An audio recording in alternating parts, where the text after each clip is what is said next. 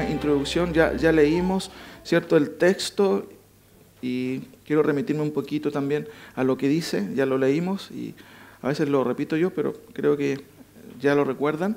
Como dice ahí, ¿cierto?, el mensaje de los profetas, Joel. ¿Cuál es la idea? Fíjense que nosotros hemos visto a Jonás y Nahum, ahí están predicando, ¿cierto?, tenían sus micrófonos. ¿Cuál es la diferencia entre ellos dos? ¿O qué es lo que los separa? Fíjense lo interesante, Dios desde el cielo ve al hombre y de acuerdo a Salmos 14 y 53, ¿saben lo que dice Dios? Miren, vamos ahí por un momento, solamente como un momento introductorio. Salmos, ¿cierto? Es un salmo que se repite 2 veces, justamente, valga la redundancia, en los salmos, pero que también el apóstol Pablo va a replicar justamente en la epístola a los romanos. Salmo 14 dice el necio en su corazón, no hay Dios. Se han corrompido, hacen obras abominables, no hay quien haga el bien. Jehová miró desde los cielos sobre los hijos de los hombres para ver si había algún entendido que buscara a Dios. Todos se desviaron, a una se han corrompido, no hay quien haga lo bueno, no hay ni siquiera uno. Después sigue el relato hablando, ¿cierto?, de lo que Dios ve desde el cielo. Ahora, noten esta imagen por un momento y volvamos a Joel. Dios ve desde el cielo y ¿qué es lo que observa? Fíjense. Y aquí vamos a ver cuál es la implicancia. ¿Qué tiene que ver Joel con Nahum? Bueno, hemos visto que había maldad en Nínive. ¿Se acuerdan? Por eso que Jonás fue a predicar a Nínive. ¿Y qué es lo que había? Había un consejero perverso que había confabulado contra Dios. ¿Se acuerdan? Senaquerit. Pero también había una cultura sanguinaria, mentirosa y también llena de ladrones. Por eso Dios llega un momento en que dice basta y manda a Jonás con un mensaje de juicio, pero interesante, encontramos ahí en Jonás que también hubo arrepentimiento de parte de los ninivitas. Pero ¿qué sucedió? Ese arrepentimiento sin duda tuvo sus efectos, pero no duró mucho, porque Nínive volvió a sus andanzas pecaminosas y a volver a ser una cultura sanguinaria, ¿cierto?, terrible, como vemos ahí en Jonás. Y justamente Jonás vino a dar una sentencia, pero Nahum viene a decir, la paciencia de Dios se acabó. Ahora, ¿qué hay entre medio de Jonás y Nahum, mis queridos hermanos? Fíjense, ¿qué ven ahí? Paciencia divina, misericordia.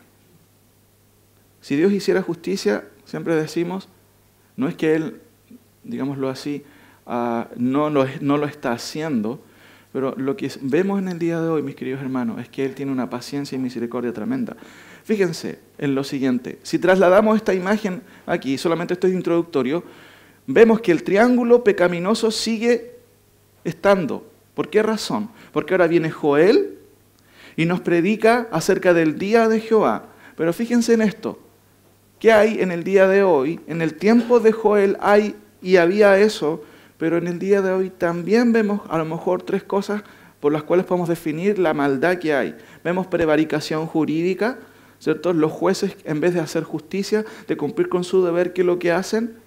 Todo lo contrario. Faltan a su rol y a su deber.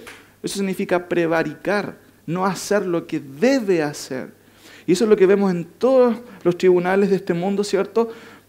No digo que no haya justicia y se aplique justicia, pero la tónica es que no hay justicia. Por eso hablamos de prevaricación jurídica, pecado organizado, ¿cierto? Sodoma y Gomorra fue destruido por Dios, pero en el día de hoy la homosexualidad y todos los pecados que hay con respecto a esa área están siendo legislados y ordenados para que el homosexual pueda tener libre, ¿cierto?, acceso y a la actividad a la cual está. Pero no solamente pienso en esa área, pienso también en otras áreas económicas, ¿cierto? ¿Cuántas personas, ¿cierto?, se han hecho ricos, pero a través de fórmulas tránsfugas, ¿cierto?, engaños por aquí y por allá. Entonces vemos que la moral, ¿cierto?, justamente es que el pecado está organizado, está legislado para que tú puedas hacer lo que quieras. Y que vemos una religión falsa e imperante. Gracias al Señor, la Iglesia de Cristo sigue prevaleciendo y prevalecerá. Pero al mirar hacia el escenario mundial, ¿qué es lo que vemos? Vemos la proliferación de sectas, de falsos maestros constantemente. Entonces, ¿qué pasa? Joel anuncia que va a venir un día y quiero ver la implicancia de esto al final. ¿Qué tiene que ver Joel con el panorama general histórico? Y ahí también vemos, ¿dónde está Cristo aquí? Porque también es importante verlo. pero no imponiendo al texto la cristología, sino ver qué es lo que enseña la Biblia en eso. Ahora, hemos visto, ¿cierto? Y eso lo vamos a dejar para el final.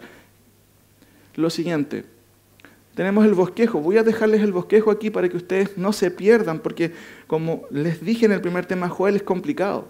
No es difícil de bosquejar a un profeta como Joel, por el pensamiento que ellos tienen circular. El hebreo piensa de otra manera diferente y lo plasma en la Escritura, ¿cierto? Por eso que mucha gente a veces lee la Escritura y dice, no entiendo lo que dice. Bueno, es parte porque el pensamiento hebreo es circular, ¿cierto? Repites las ideas, ya vimos eso.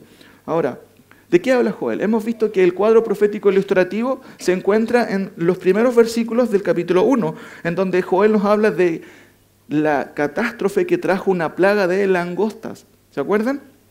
Por eso que vemos un cuadro profético ilustrativo. Pero lo que vemos aquí es otra cosa, un cuadro profético literal. Ahí hay un error ahí, es el capítulo 2, ¿cierto?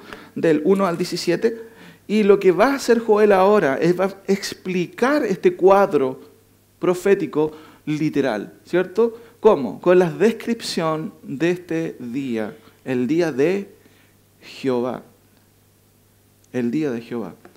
Y hay 3 puntos que yo voy a explicar esta mañana, y con algunos subpuntos, y son los siguientes, para que usted no se pierda. Después vamos a ir al texto y vamos a ir explicando el texto punto por punto. Primero, vemos el día de Jehová y los involucrados. ¿Quiénes están involucrados en este día terrible? Vamos a verlo. Vemos también el día de Jehová y su peculiaridad. ¿Será que este día ya sucedió? ¿O será que es diferente? Y el texto explica que tal día será un día de trastornos cósmicos, un día, ¿cierto? O tal día un pueblo grande y fuerte vendrá, y tal día este pueblo, entre comillas, vamos a ponerlo ahí, será triplemente brutal. ¿Por qué razón? Vamos a verlo. Y finalmente, Joel, tomando en cuenta el día de Jehová, ¿cierto? Hace pertinente a esto porque es un incentivo para la conversión. Y vamos a verlo en los siguientes pasajes. Quiero dejar esto acá para que usted no se pierda mientras leemos. Vamos ahí al primer versículo entonces del capítulo 2. El día de Jehová y los involucrados. ¿Quiénes están involucrados en esto? El texto dice, tocad trompeta en Sión y dad alarma en mi santo monte, tiemblen todos los moradores de la tierra, porque viene, ¿qué cosa? El día de Jehová, porque está cercano. Siempre, hermanos, la perspectiva profética, el día de Jehová es algo que está a las puertas, ya viene. Pero han pasado un montón de años y la gente por eso pues no pasa nada. ¿No? Viene el día, ya viene. Y el texto dice tocar trompeta en Sion. ¿Cuál es la idea? Antiguamente se tocaba trompeta para reunir al pueblo para diferentes circunstancias, pero también para alertar de un peligro, para alertar acerca de un juicio, ¿cierto? Una invasión, digámoslo así, de otros pueblos, pero también porque de alguna otra manera es urgente reunirse. Por eso el texto dice tocar trompeta, ¿dónde? En Sion, en Jerusalén, y dad alarma en mi santo monte. ¿Quiénes son los involucrados entonces? Bueno, quizás puede parecer extraño para usted, pero el primer involucrado, ¿quién es? De acuerdo a lo que usted observa en el texto, tocad trompeta en Sion y dad alarma en mi santo monte. El monte de Dios, mencionado aquí, santo monte, es uno de los involucrados. Segundo, fíjense en el versículo 1, tiemblen ¿quiénes? Todos los moradores de la tierra. Ya vimos a qué se refiere esta frase de todos los moradores, que es una alusión a todos los hombres sin distinción. No solamente a Israel, a un pueblo tan pequeño ahí en el oriente, no. Los involucrados son, ¿cierto?, el monte de Dios, los moradores de la tierra, pero también, valga la redundancia, Israel, a quien obviamente el profeta está teniendo en mente. Fíjense en el versículo 6. Delante de él temerán los pueblos, se pondrán pálidos todos los semblantes. También están involucrados los pueblos de una u otra manera y vamos a explicarlo por qué. Versículo 10, fíjense por favor. Delante de él temerán la tierra, se estremecerán los cielos y el sol y la luna se oscurecerán y las estrellas retraerán su resplandor. Creo que aquí hay un involucramiento total, no solamente de las personas, de todos los hombres de Israel, aún la creación va a manifestar, ¿cierto?, de alguna otra manera, con sus características, que también está involucrado en este tema. Ahora, vaya por un momento a Zacarías capítulo 14. Zacarías capítulo 14, por favor. Zacarías capítulo 14, para explicar este tema de por qué está involucrado el santo monte del Señor. Dice el texto ahí claramente, mi santo monte. Dentro de la profecía, mis queridos hermanos, ¿cierto?, no solamente están involucrados personas, sino también la misma creación. Ahora, Zacarías capítulo 14 dice algo interesante que tiene que ver con este monte que está aquí involucrado. ¿De qué manera está involucrado? Fíjense lo que dice Zacarías capítulo 14. He aquí el día de Jehová viene. ¿De qué está hablando Joel? De lo mismo. Ahora miren, qué interesante, vamos a llegar algún día a Zacarías, esto va a ser increíble, no sé cuándo, pero algún día vamos a llegar. Dice, he aquí el día de Jehová viene, en medio de ti, contexto Israel, serán repartidos tus despojos, eso es lo que sucede en una guerra, ¿cierto? Porque yo reuniré, miren, a todas las naciones para combatir contra Jerusalén, ¿cierto? Y la ciudad será tomada y serán saqueadas las casas y violadas las mujeres y la mitad de la ciudad irá en cautiverio, mas el resto del pueblo no será cortado de la ciudad. El año 70 después de Cristo, el general Tito, ¿cierto?, del Imperio Romano, vino y destruyó el templo. Muchos creen que la tribulación, que incluso menciona Jesucristo en Mateo 24, ocurrió el año 70. Y vamos a ver, ¿ocurrió realmente eso en el 70 después de Cristo? Dejemos que el texto hable por sí solo. Miren lo que sigue diciendo. Después saldrá Jehová y peleará con aquellas naciones. Miren, saldrá Jehová y peleará con aquellas naciones. Ya eso es totalmente diferente a lo que sucedió el año 70 después de Cristo. Sigo leyendo. Después saldrá Jehová y peleará con aquellas naciones, como peleó en el día de la batalla, y se afirmarán sus pies. ¿Quién es el sujeto de este sus pies? Díganme ustedes, ¿qué ven ahí en el texto? Jehová. ¿Los pies de quién? De Jehová. Miren lo que va a pasar. Y se afirmarán sus pies en aquel día, ¿sobre qué? Sobre el monte de los olivos que está enfrente de Jerusalén, al oriente. Y algo va a pasar con este monte. ¿Qué lee usted? Se partirá por en medio, hacia el oriente y hacia el occidente, haciendo un valle muy grande, y la mitad del monte se apartará hacia el norte y la otra mitad hacia el sur. Y si usted sigue leyendo, el profeta Zacarías nos está relatando los acontecimientos que sucederán en aquel día. Entonces, si se dan cuenta de qué manera están involucrados aquí las personas, un pueblo grande, ¿cierto? Pero también incluso la creación. Por eso el texto dice, y volvamos a Joel, tocad trompeta en Sion y dad alarma en mi santo monte. Ya sabe lo que va a ocurrir ahí. Segundo punto, dice ahí el día de Jehová y su peculiaridad. Joel me explica que hay un día terrible que se llama día de Jehová. Pero ¿cuál es la peculiaridad de este día? ¿Cuáles son las características de este día? Y eso es lo que vemos a continuación en el versículo 2 hasta al final del capítulo. Miren lo que dice. 2. ¿Día de qué cosa? De tinieblas y de oscuridad, día de nube y de sombra. Como sobre los montes se extiende el alba, así vendrá un pueblo grande y fuerte, y semejante a él no lo hubo jamás, ni después de él lo habrá en años de muchas generaciones. Aquí ya hay varias cosas. Pero yo quiero remitirme primero a la peculiaridad de este día de Jehová, tomando en cuenta el primer punto. Dice ahí, ¿cierto? Tal día será un día de trastornos cósmicos. ¿Por qué? Fíjense lo que dice la primera parte del versículo 2. ¿Día de qué cosa? Y de oscuridad. Día de nube y de sombra. Ahora, hermanos, son menciones, ¿cierto? Estas menciones en sí son figurativas o son literales. Y aquí hay una discusión también dentro del mundo teológico de que muchas de estas alusiones en la Antiguo simplemente son figuras, ¿cierto?, retóricas o figurativas de la miseria, de la ruina, pero no necesariamente de algo literal. Hermanos, quiero explicar algunas cosas en cuanto a esto. Lo que es figurativo en el texto y en Joel, ¿cierto?, son las plagas de las langostas. Porque de una u otra manera, aunque pudo haber sido literal eso, y eso ocurre con cierta normalidad en el Oriente, es un cuadro, un prototipo profético del día de Jehová. Así como las plagas de las langostas, ¿cierto?, dejaron, ¿cierto?, los campos totalmente destruidos en el capítulo 1, lo que está haciendo Joel ahora es describir literalmente lo que va a ocurrir. Ya lo dijo presentando un cuadro ilustrativo, pero ahora está describiendo cuestiones que son literales que va a ocurrir conjuntamente en este día terrible. Ahora, como es propio de las langostas también, ¿cierto?, y especialmente en Oriente, los enjambres tremendos, ¿qué es lo que hacen cuando aparecen en el día? Por supuesto, oscurecen, ¿qué cosa? La luz del sol. Y se genera, ¿cierto?, lapsus de tinieblas en las regiones en donde justamente se han provocado estas situaciones.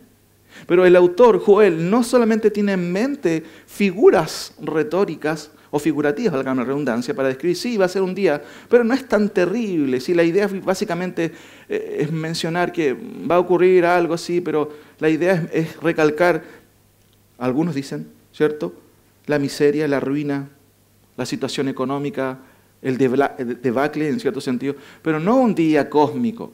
Y ahí de repente se confunden. Pero mis queridos hermanos, ya digo, lo primero, lo que es figurativo en el texto claramente es el día de Jehová como un prototipo profético de lo que va a ocurrir. Segundo, el texto hebreo no es tautológico. ¿Qué significa tautológico? Redundante.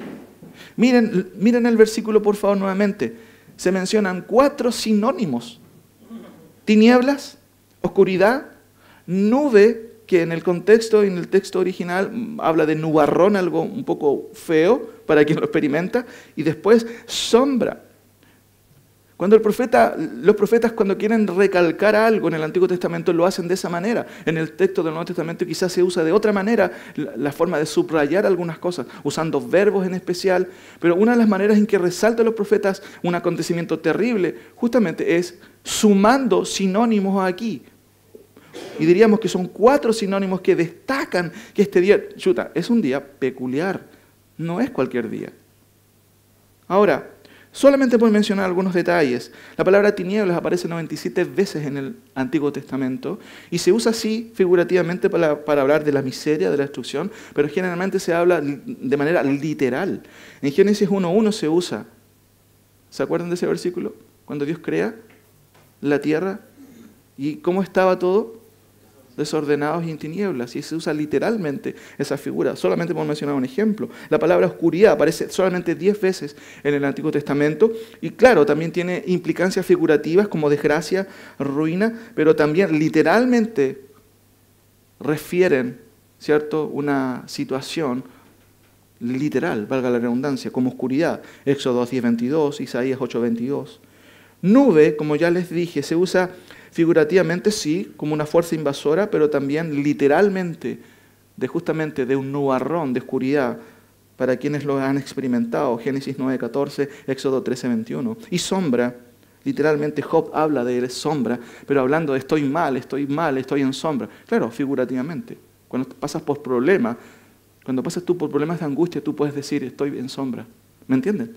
Estoy en oscuridad, estoy en tiniebla. No es que hay una nube arriba tuyo, no sé si me entienden. Pero los profetas usan esto en sentido figurativo, pero mayormente cuando se habla del día de Jehová es algo literal. Penumbras, por ejemplo, es la traducción, en este caso de sombra, de la palabra ahí interesante.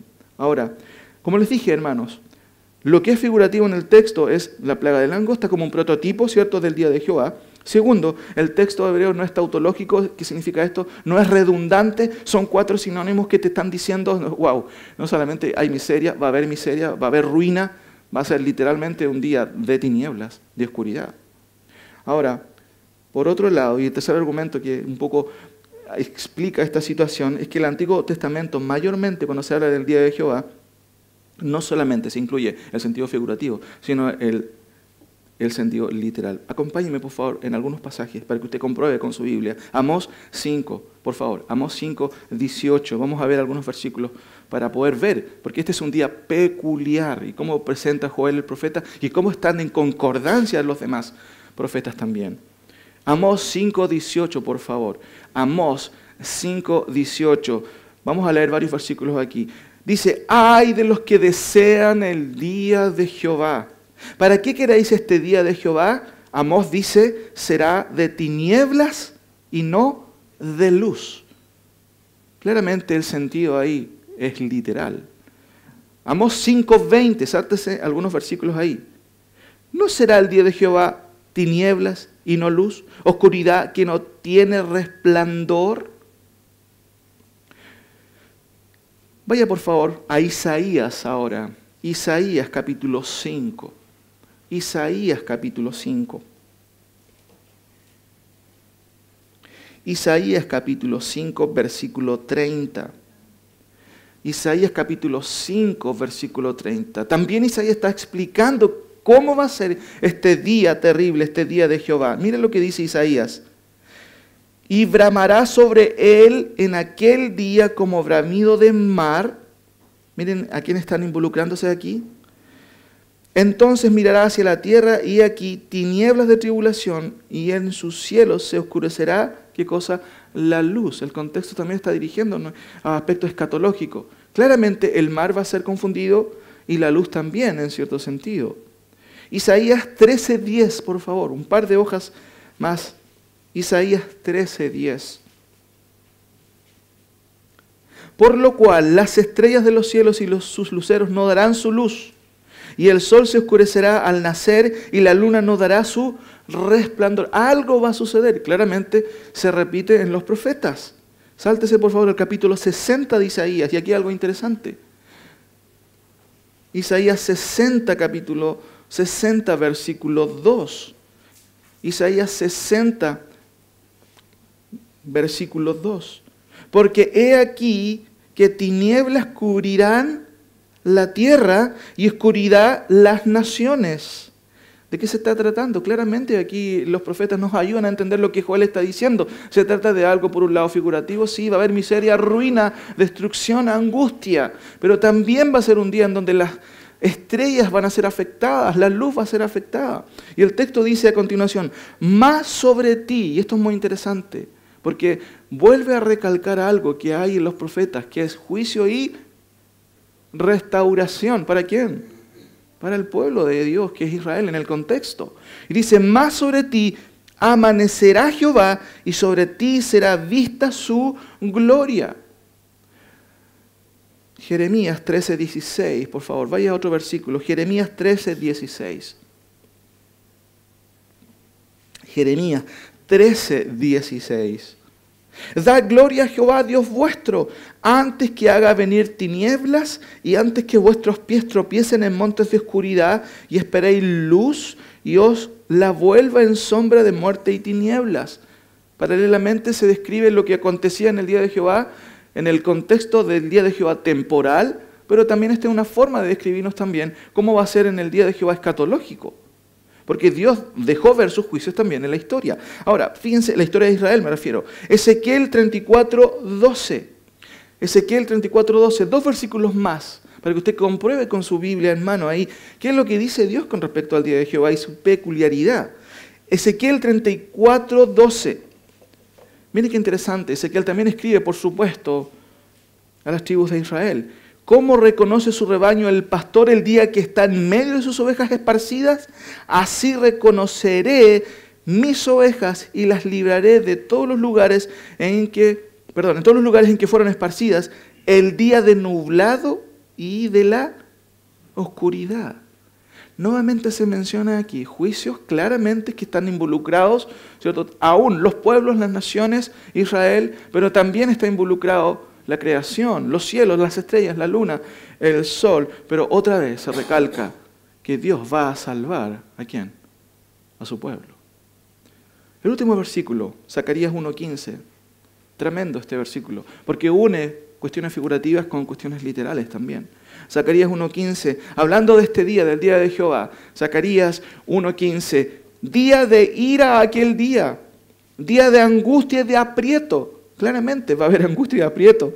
Día de alboroto y de asolamiento. Día de, miren, y aquí empieza a agregar otros datos, de tiniebla y de oscuridad. Día de nublado y de ¿qué más? De entenebrecimiento. Entonces, ¿cuál es la idea de Joel al comentarnos el versículo 2? Día de tiniebla y de oscuridad, día de nubes y de sombras. No solamente va a haber miseria, destrucción, figurativamente hablando, angustia, aprieto, alboroto, en quienes vivan eso, sino también la creación va a manifestar justamente lo que los profetas hablan acerca de días de tinieblas, días de oscuridad, como Joel claramente lo está viendo. Entonces, hermanos, ¿qué vemos aquí? El día de Jehová y su peculiaridad, tal día será un día de trastornos cósmicos, pero también lo que vemos es que tal día será o vendrá un pueblo grande y fuerte. Miren lo que dice la segunda parte del versículo 2. Día de tinieblas y de oscuridad, día de nube y de sombras. Ahora, antes se me escapa un pequeño detalle. Hermanos, refiriéndose a este día, se dice algo que escapa a la normalidad en la historia de Israel. Israel siempre pasó por periodos de tribulación. Les menciono algunas cosas. Su salida de Egipto, o su estancia en Egipto, su salida de Egipto, las primeras guerras que tuvo cierto camino a Canaán.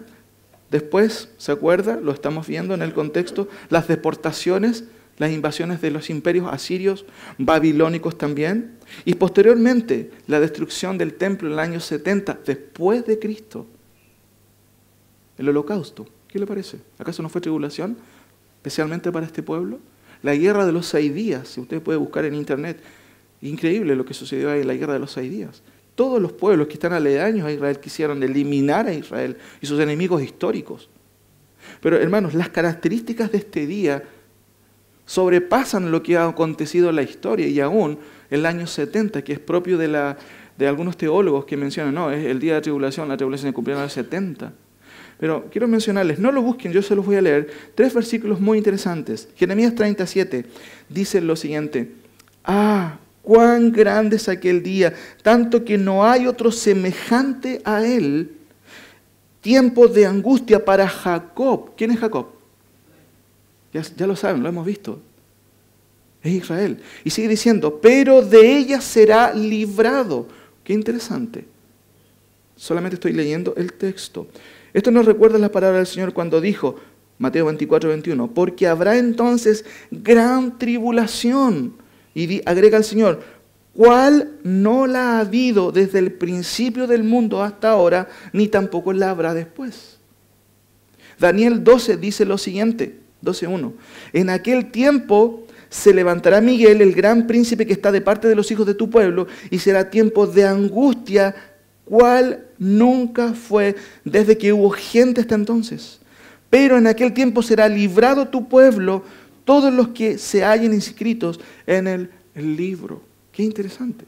Ahora, vayan por favor solamente por un instante a Mateo 24. Por un instante solamente, para ir al siguiente punto. Teniendo en cuenta esta pregunta, tribulación, ¿cierto? La tribulación, la gran tribulación es parte del día de Jehová, mis queridos hermanos. ¿Ocurrió el año 70? Miren lo que dice, por favor, Mateo 24, 29. Jesús está explicando también los mismos acontecimientos que fueron profetizados. Miren lo que dice, por favor, mis queridos hermanos. Mateo 24, 29. E inmediatamente después de la tribulación de aquellos días, mire qué interesante, el sol se oscurecerá. ¿Qué está hablando Joel? ¿Acaso no está diciendo que también en aquel día también la creación va a ser afectada? Las estrellas, el sol, las estrellas van a revelar, algo está pasando aquí. Y dice que el Señor, e inmediatamente después de la tribulación de aquellos días, el sol se oscurecerá y la luna no dará su resplandor, y las estrellas caerán del cielo, y las potencias de los cielos serán conmovidas. Miren qué interesante, 30. Paralelamente a esto ocurre un hecho. ¿Qué ven ustedes en el versículo 30? Léanlo ahí, en silencio. ¿Qué ocurre en el versículo 30? Joel está describiendo esto. Cristo nos explica complementariamente lo que ocurre. Pero paralelamente a este hecho, hay otro acontecimiento. ¿Se dieron cuenta cuál es? Entonces aparecerá la señal del Hijo del Hombre en el cielo, y entonces lamentarán todas las tribus de la tierra, moradores de la tierra, y verán al Hijo del Hombre viniendo sobre las nubes del cielo, ¿cómo? Con gran poder y gloria. El año 70 para muchos es el día de Jehová o la tribulación, pero falta algo en ese cuadro. ¿Qué creen ustedes? ¿Qué es lo que falta? ¿Vino Cristo el 70? con poder y gloria? Avancemos, mis hermanos, por favor. Tal día un pueblo grande y fuerte vendrá. Ya hemos visto, el día de Jehová y su peculiaridad. Es un día donde habrán trastornos cósmicos. Claramente la Biblia lo enseña. Segundo, tal día un pueblo grande y fuerte vendrá. ¿Por qué pongo pueblo en comillas? Fíjense, leamos por favor nuevamente la parte B. Como, versículo 2 del capítulo 2, como sobre los montes se extiende el alba. Fíjense lo que está haciendo Joel. ¿Han visto ustedes en las mañanas cuando amanece cómo el monte está cubierto de nieblina? Todo el monte, él usa, asimismo vendrá un pueblo grande y ¿qué más? Fuerte, semejante a él no lo hubo jamás, ni después de él lo habrá en años de muchas generaciones. Claramente si leemos el texto, tal día van a haber acontecimientos cósmicos, pero también va a venir un día, ¿cierto? Un pueblo, ¿y cómo lo denomina Joel? Grande y ¿qué más? Fuerte. Ahora, así vendrá, como dije, un pueblo grande y fuerte. Esto lo recalca Joel, ¿cierto?, en todo el texto y usa constantemente la tercera persona de singular. Fíjense. Dice el 2, como sobre los montes se extiende el alba, así vendrá un pueblo grande y fuerte y semejante a él. No lo hubo jamás. 3, delante de él, ¿cierto? Y ahí se repite mucho esos. Tras de él abrazará llama.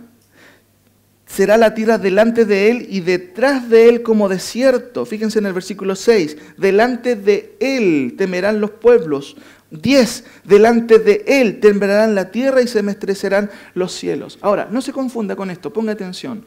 Se usa la tercera persona singular de manera representativa. No es que se trata de una persona. ¿Me entienden? Se usa de todo un conglomerado de personas, porque se refiere a él como un pueblo. ¿Por qué pongo en comillas? Explico a continuación de por qué tiene esa idea. Ahora, antes de eso, hay algo interesante que quiero comentarles. Miren, por favor, otra cosa. El versículo 2. Como sobre los montes se extiende el alba, así vendrá un pueblo grande y fuerte, semejante a él no lo hubo jamás, ni después de él lo habrá en años de muchas generaciones. Mi pregunta tiene que ver con esto. Este acontecimiento de este pueblo grande que viene, y después vamos a ver a qué pueblo se refiere, o por qué se usa este sentido, dice Joel que no va a haber, o no ha habido, algo como eso, y tampoco va a haber. Pero aquí hay algo interesante que quiero comentarles. Por ejemplo, una versión traduce un poco diferente y cambia un poco el sentido. Dice, pueblo como nunca lo hubo en la antigüedad, ni lo habrá en las generaciones futuras. Pongan atención. Dice que va a haber un pueblo grande, pero que no lo va a haber más en las generaciones. Dice eso su Biblia, lea por favor y ponga atención cómo dice. Así vendrá un pueblo grande y fuerte, semejante a él, no lo hubo jamás, ni después de él lo habrá en años de muchas generaciones. ¿Va a existir algo futuro, parece o no? Parece que deja la opción de que también puede que ocurra esto, ¿cuándo? Al final. Y el texto hebreo habla de muchas generaciones. Miren, hermanos, la lectura literal del texto es muy interesante y va a tener sentido porque, ¿por qué razón le explico al tiro? La lectura literal dice, como él, como este pueblo, como esta conflagración, ya me estoy delatando de a qué se refiere el pueblo, una conflagración, no ha existido antes y después de él no se repetirá hasta, esos adverbios de tiempo, hasta años de generación y generación. Acompáñenme por favor rapidito a Apocalipsis capítulo 20. Apocalipsis capítulo 20, por favor.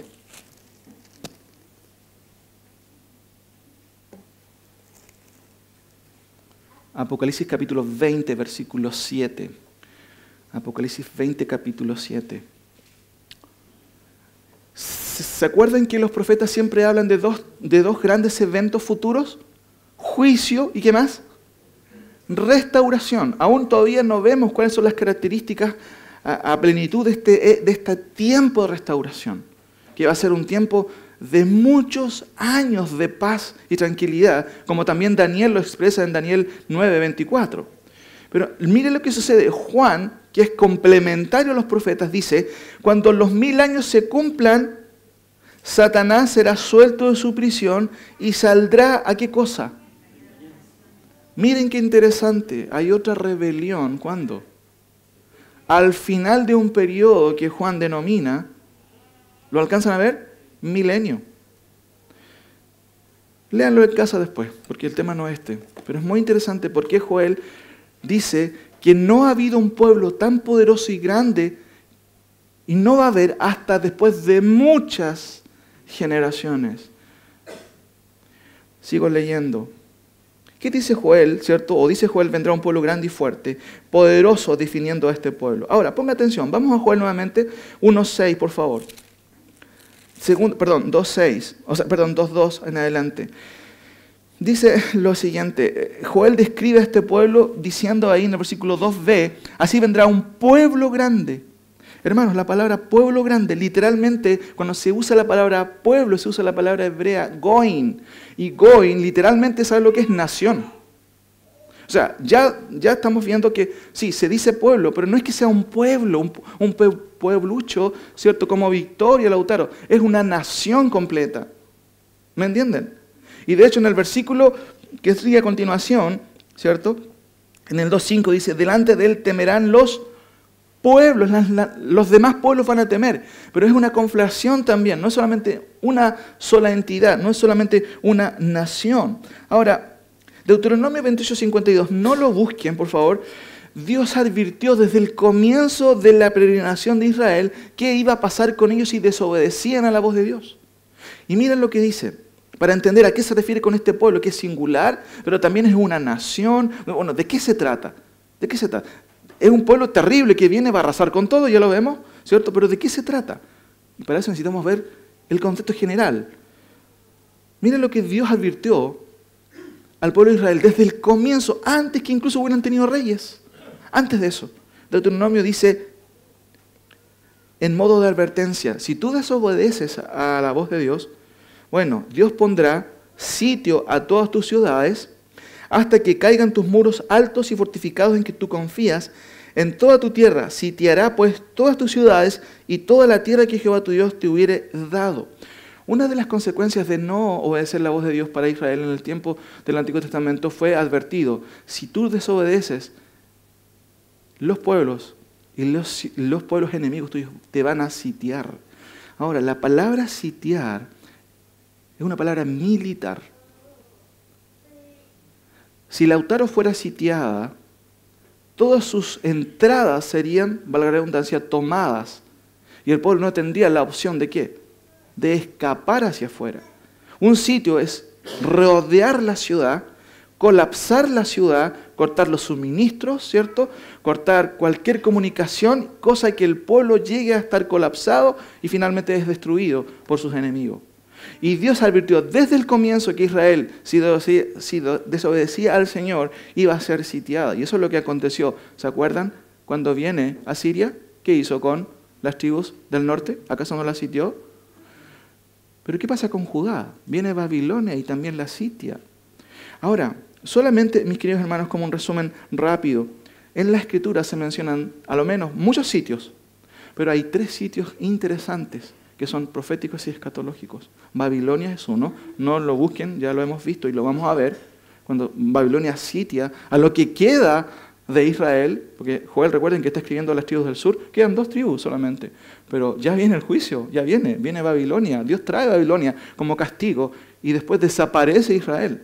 Lucas 19, por favor, acompáñenme, el segundo sitio, muy interesante. Segundo sitio, Lucas 19. Lucas 19, por favor. Contexto, es la entrada triunfal de Cristo. Hosana, ¿cierto?, el que viene en el nombre de Dios. Pero Israel no reconoce a Jesucristo en ese contexto. No reconoce a su rey. ¿Y qué va a responder el Señor? Fíjense, por favor, en el capítulo 19 de Lucas 41. La gente dice en el 38, bendito el rey que viene en el nombre del Señor, paz en el cielo y la gloria en las alturas. Pero este rey no ha cumplido lo que dice el Antiguo Testamento. Pero miren lo que Jesús mismo está de una otra manera comunicando. Versículo 41, y cuando llegó Jesús cerca de la ciudad, al verla, ¿qué hizo? ¿Por qué llora Jesús, hermanos? ¿Por qué llora al ver esta ciudad? Miren, el versículo nos explica diciendo, oh, si también tú conocieses a lo menos en este tu día lo que es para tu paz, mas ahora está encubierto de tus ojos. Israel no reconoció a su rey. Y por eso Jesús llora. Y dice el texto, si conocieras a lo menos en este día lo que es para tu paz. Y miren lo que dice el 43 y 44. Porque vendrán días sobre ti cuando tus enemigos te rodearán con vallado y te sitiarán. Fíjese la palabra, sitiarán. Y por todas partes te estrellarán y te derribarán a tierra y a tus hijos dentro de ti. Y no dejarán a ti piedra sobre piedra, y no dejará en ti piedra sobre piedra por cuanto no conociste el tiempo de tu visitación. Hermanos, y eso es mucho más, ¿cierto? Claro que esto se cumplió el año justamente 70, porque hay una destrucción del templo y los acontecimientos que ocurrieron fueron terribles, pero aún así no llegan a cumplir la profecía del Antiguo Testamento, porque en ese día no hubieron constelaciones, ¿cierto?, cósmicas, por un lado, no estaban todas las naciones involucradas tampoco. Ahora, pero hay un sitio muy interesante. Vaya a Zacarías 12 nuevamente. Zacarías 12, para entender de qué se trata este pueblo grande que viene. Zacarías, por favor, capítulo 12. Zacarías, capítulo 12.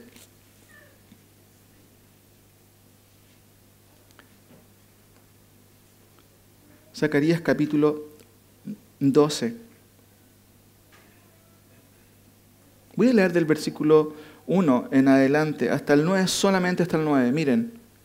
Profecía de la palabra de Jehová acerca de Israel, Jehová que extiende los cielos y funda la tierra y forma el espíritu del hombre dentro de él, ha dicho, he aquí, yo pongo a Jerusalén por copa que hará temblar, ¿a quiénes?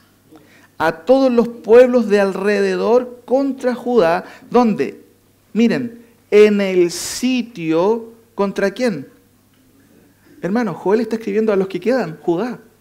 Hay un tercer sitio, ¿cuándo? En el contexto del día de Jehová.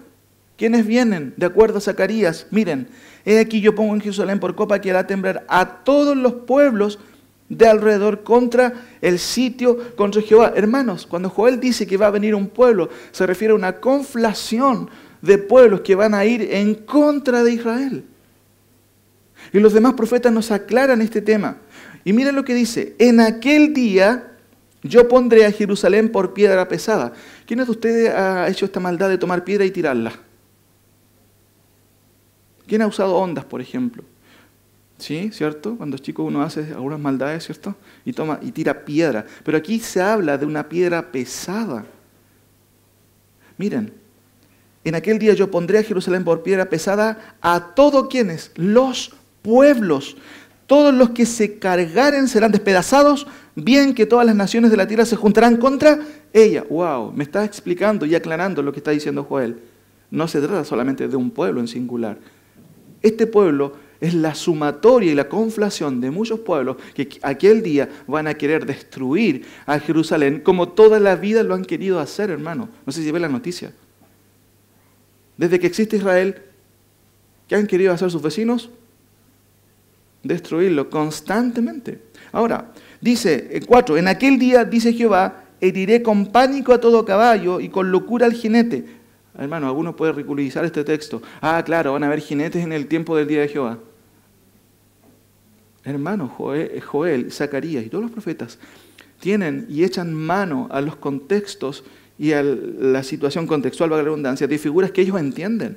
No significa que en el día de Jehová van a haber caballos, pueden haber caballos, como las guerras del siglo XV, siglo XVI. No, es la figura que toma para el profeta, él ve la figura bélica, la guerra, y usa figuras que él conoce. No sé si me entiende.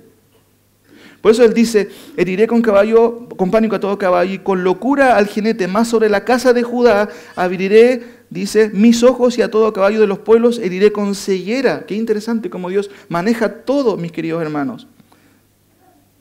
Dice el versículo 5, y los capitanes de Judá dirán en su corazón, tienen fuerza los habitantes de Jerusalén en Jehová de los ejércitos. Si usted sigue leyendo este capítulo, es increíble, hermano, es increíble.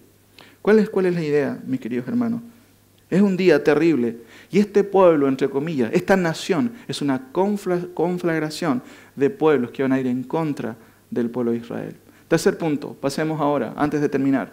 Tal día este pueblo será triplemente brutal. Vamos a Joel nuevamente, por favor. Versículo 3, miren, solamente voy a leerlo. Miren, hay algo que es muy interesante en el versículo 3, en el versículo 6 y en el versículo 10. Lea por favor ahí, versículo 3, versículo 6 y versículo 10. ¿Ve algo interesante ahí? Versículo 3, versículo 6 y versículo 10. ¿Notó? Es lo que Joel está diciendo de lo que va a pasar cuando este pueblo grande, ¿cierto?, esté ejerciendo justamente su poderío y su mal sobre el pueblo de Israel. Lo primero, versículo 3. Delante de él consumirá fuego, tras él abrazará llama, como el huerto del Edén será la tierra delante de él, y detrás de él como desierto asolado. Miren la figura que está usando. Esto sí que es figura o figurativo. ¿Usted conoce el huerto del Edén? ¿Cómo es precioso, no? ¿Se imagina el huerto del Edén con muchas frutas, pasto verde? Pero dice, este pueblo va a pasar y frente de él va a haber como un huerto del Edén. Pero cuando tú ves que va pasando, ¿qué hay detrás de él? ¿Qué va quedando? Nada. Desolado total. Miren, dice el texto, delante de él consumirá fuego, tras de él abrazará llama, como el huerto del Edén será la tierra delante de él, y detrás de él como desierto asolado, ni tampoco habrá quien de él escape. Su aspecto como aspecto de caballos, ahí está la figura, como aspecto de caballo, y como gente de a caballo correrán, como estruendo de carros saltarán sobre las cumbres de los montes, como sonido de llama de fuego que consume hojarascas, ¿cierto? Como pueblo fuerte dispuesto para la batalla. ¿Ha quemado hojarasca en el fuego? ¿Cómo suena o no? Ya, esto es una manera de describir. Mira, así va a sonar, pero imagínatelo 1000 veces amplificado. Versículo 6. El segundo aspecto brutal de este pueblo.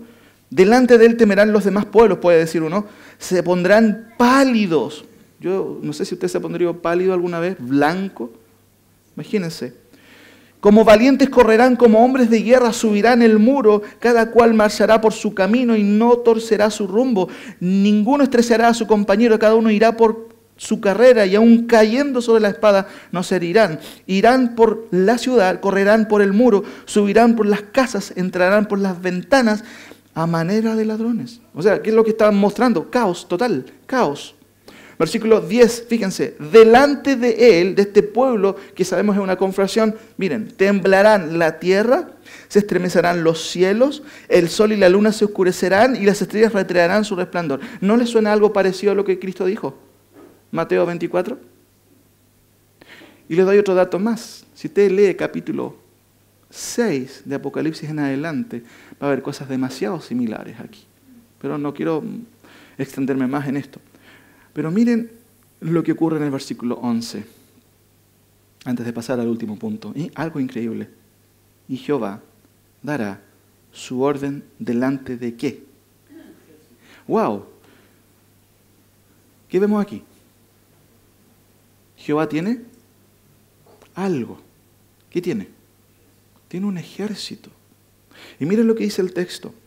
Y Jehová dará su orden delante de su ejército, porque muy grande es su campamento. Qué interesante. Fuerte es el que ejecuta su orden, porque grande es el día de Jehová y muy terrible. ¿Quién podrá soportarlo? Hermanos, ¿qué es lo que está mostrando este versículo 11? Esto es muy increíble, porque lo que vemos aquí, mis queridos hermanos, es salvación. Hay un caos terrible. Dios va a poner los puntos sobre las ises. ¿Están involucrados quiénes? Todos los pueblos, los moradores de la tierra, las naciones, Israel, pero también hay otros que están involucrados. ¿Quiénes son?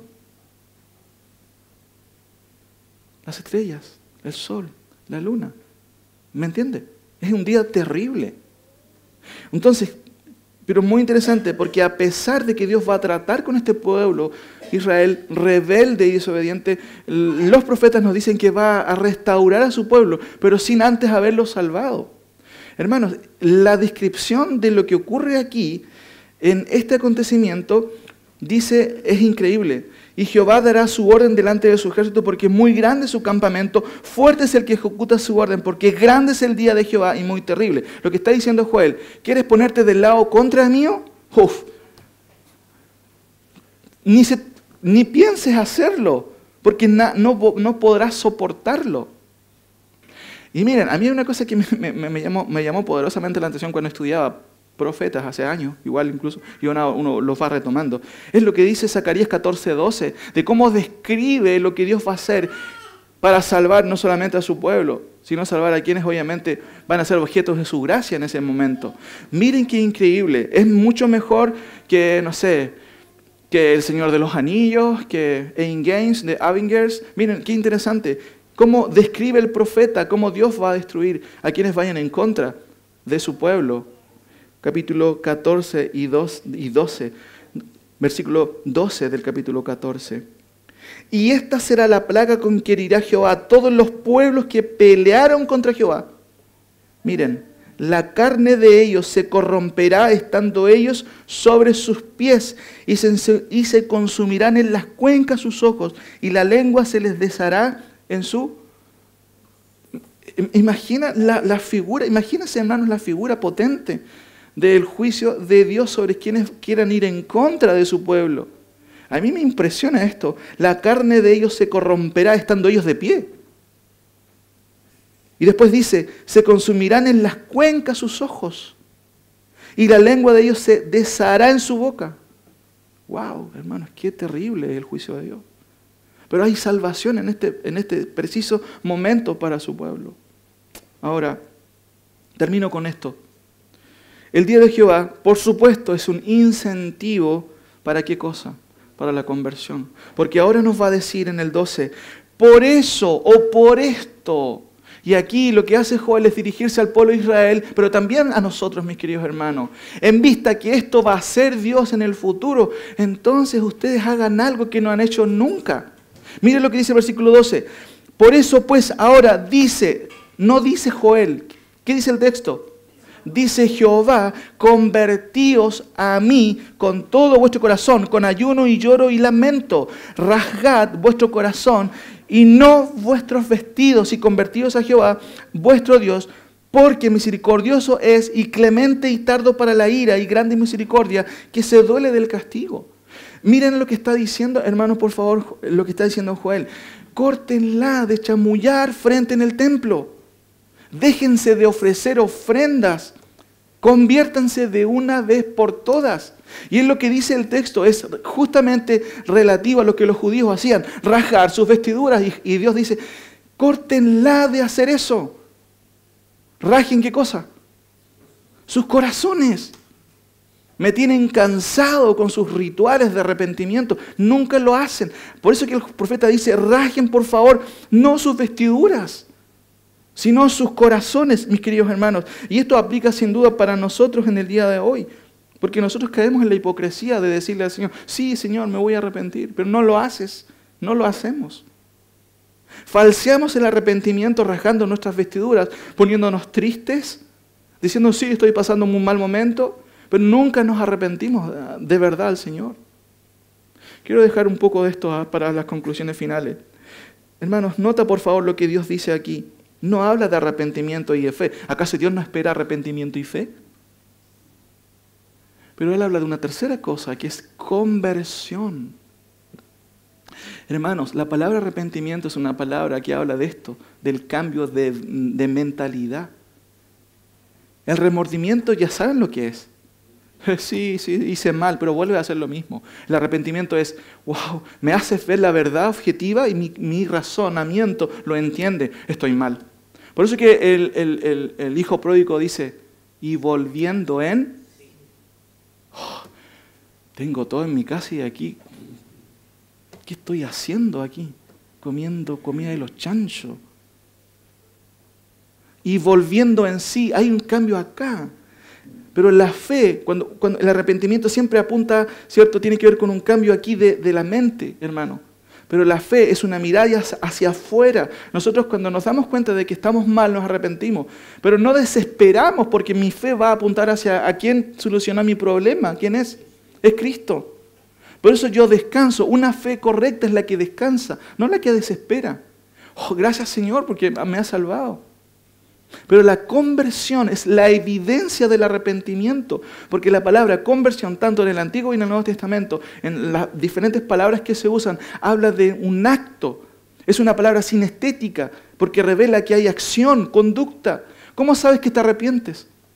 Es porque cambias, es porque tu conducta revela otra cosa.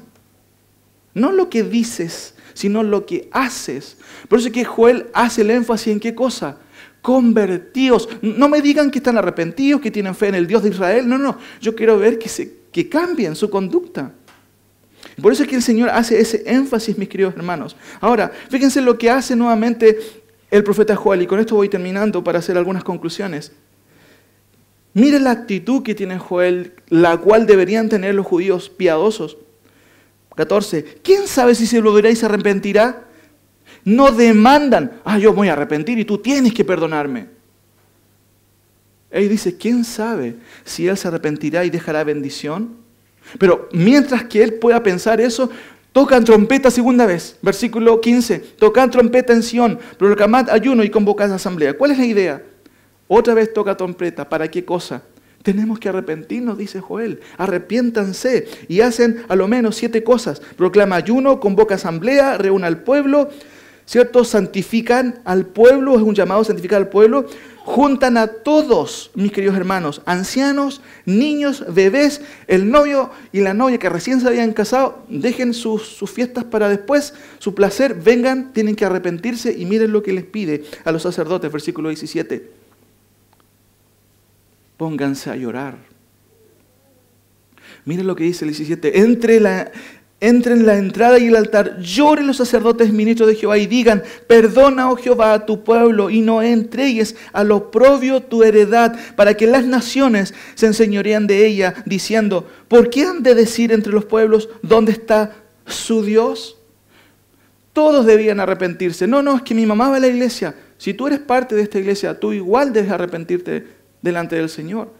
Y Joel es lo que está diciendo eso. Todos ustedes deben arrepentirse, principalmente los sacerdotes y los ministros, porque eran un desastre en Israel, hermano. Y de hecho, vamos a ver más adelante que hay profetas que se dedican justamente a hablar específicamente a los pastores de Israel, que son un desastre y engañan al pueblo de Dios, porque no predican la palabra de Dios, hablan de sus sueños. Los profetas, ¿cierto?, engañan con sus sueños que ellos tienen y sus ideales, hermano. Y eso es lo que ocurre en el día de hoy. ¿Cuántas iglesias?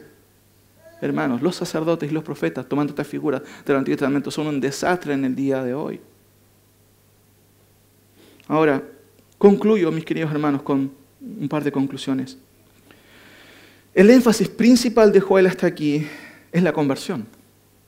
El tema principal es el día de Jehová, pero el énfasis aquí, hermanos, es la conversión. ¿Y cuál es la aplicación para nosotros? Hermanos, y se lo digo con dolor de mi corazón, deja de orar como si cumplieras la voluntad de Dios.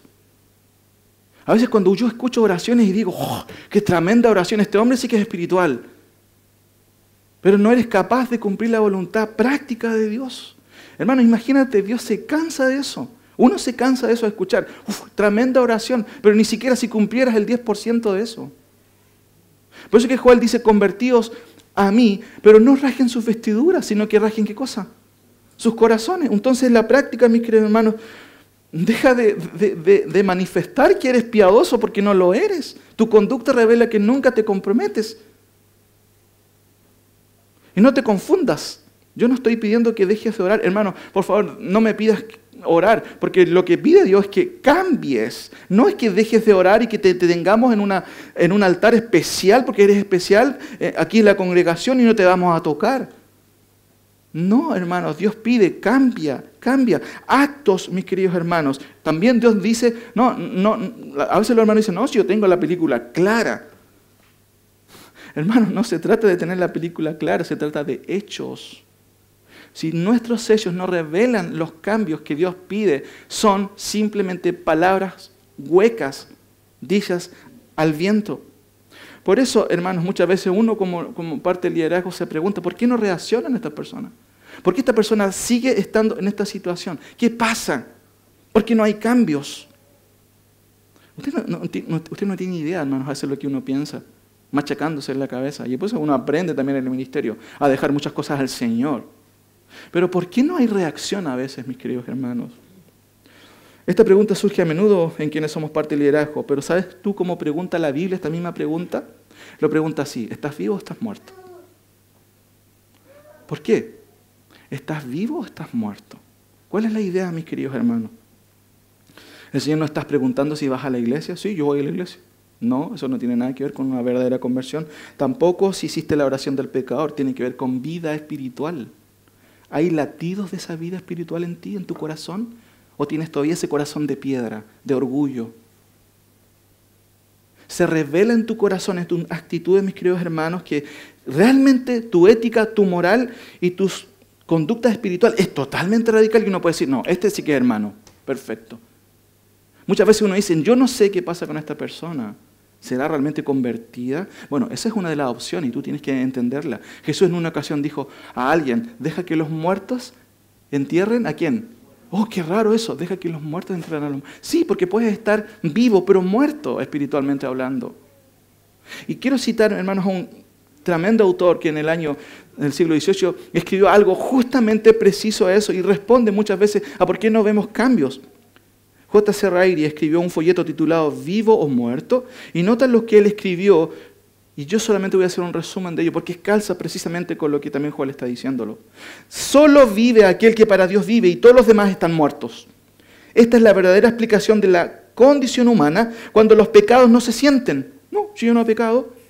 Los sermones no se escuchan, los buenos consejos no se siguen, el evangelio es ignorado, cuando no se renuncia al mundo, la cruz no se lleva, ni se deja a un lado la voluntad propia, déjame a mí, yo sé lo que hago, ni se abandonan las malas costumbres, cuando apenas se lee la Biblia y jamás se doblan las rodillas. ¿Por qué sucede esto?, pregunta Rey. La respuesta es sencilla, están muertos. Simplemente están muertos. Y él agrega otros datos más interesantes. Y la verdadera razón, hermanos, de las excusas que muchas veces uno escucha. Así. Algunos están tan obsesionados con sus negocios y el dinero, y algunos con su pobreza. No, déjame, es que no tengo tiempo para el Señor. Algunos asisten tan esporádicamente que resulta claro que no le dan importancia. Hermano, ¿por qué? ¿Por qué no vienes hace tiempo? Muchos asisten una vez a la iglesia cuando pueden hacerlo 2 veces, dice este autor. Muchos nunca participan de la Santa Cena del Señor, ni ningún medio de gracia, como justamente la predicación. ¿Y por qué esto? Con frecuencia, dice el autor, con demasiada frecuencia, hay solo una respuesta. Están muertos. No han recibido vida espiritual. No tienen un corazón nuevo. Y termina diciendo, no es solo en los cementerios que encontramos a los muertos. Hay demasiados dentro de nuestras iglesias y cerca de nuestros púlpitos, demasiados en los bancos y también en los asientos. Hermanos, ¿cuál es la respuesta que Dios espera? Miren, Joel, capítulo 2, versículo 12.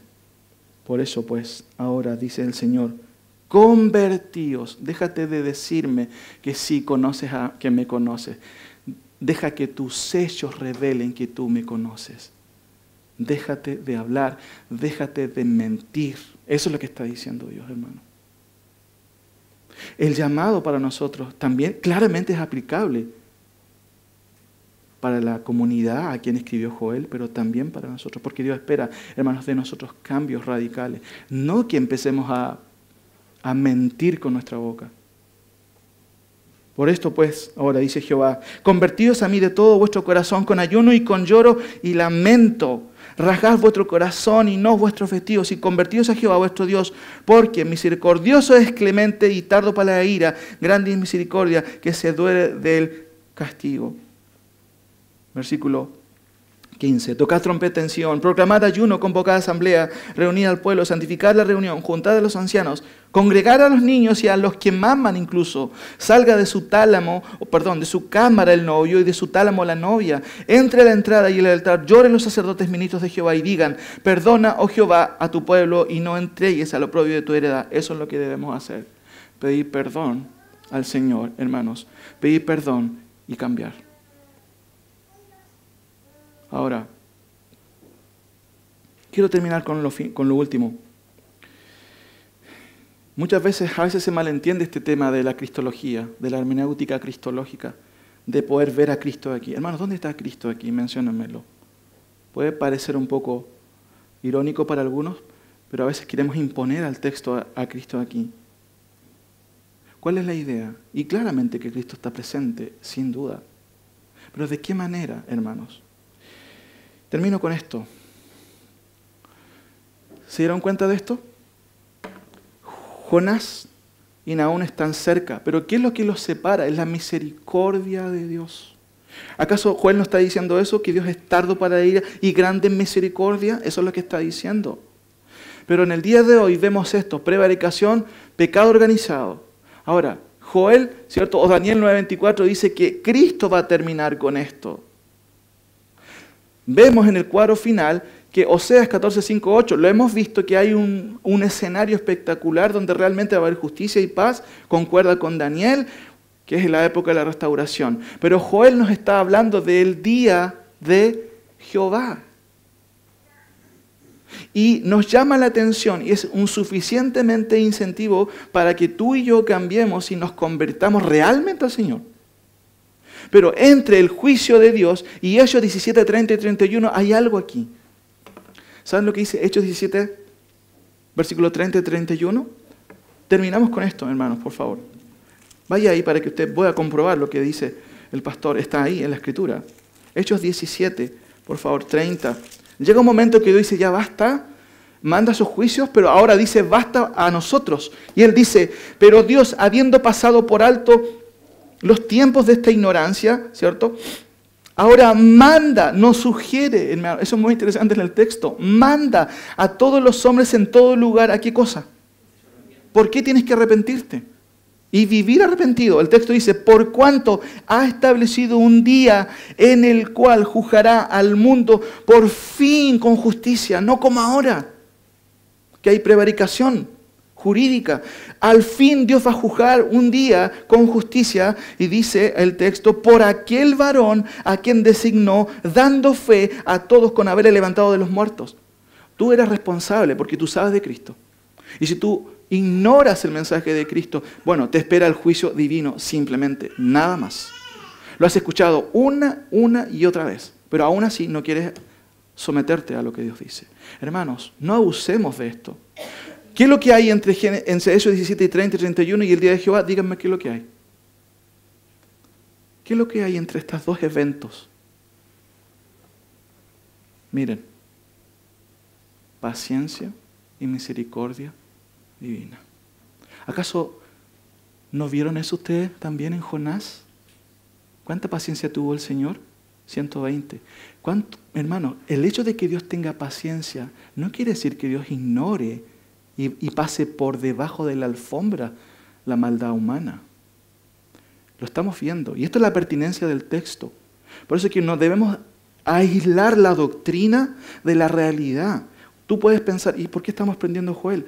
Creo que hay suficientes razones para entender que necesariamente tenemos que aprender de Joel. Porque nos habla del panorama de Dios mirando a esta humanidad y Él nos deja o nos pasa por inocente ¿a quién? Al culpable. Entonces, hermanos, si en este tiempo Dios manifiesta su misericordia, va a llegar un día en que las cosas van a arreglarse. Entonces, ¿qué debes hacer tú? ¿Qué deben hacer las personas? Arrepentirse y creer. ¿Qué debes hacer tú si todavía eres ambiguo en tu cristianismo? Deja de rasgar, ¿qué cosa? Tu ropa. Deja de escandalizarte por las cosas que no te gustan y realmente conviértete al Señor. Ese es el mensaje, mis queridos hermanos. Dios nos ha librado de la ira de Dios. ¿Cómo? A través de Cristo.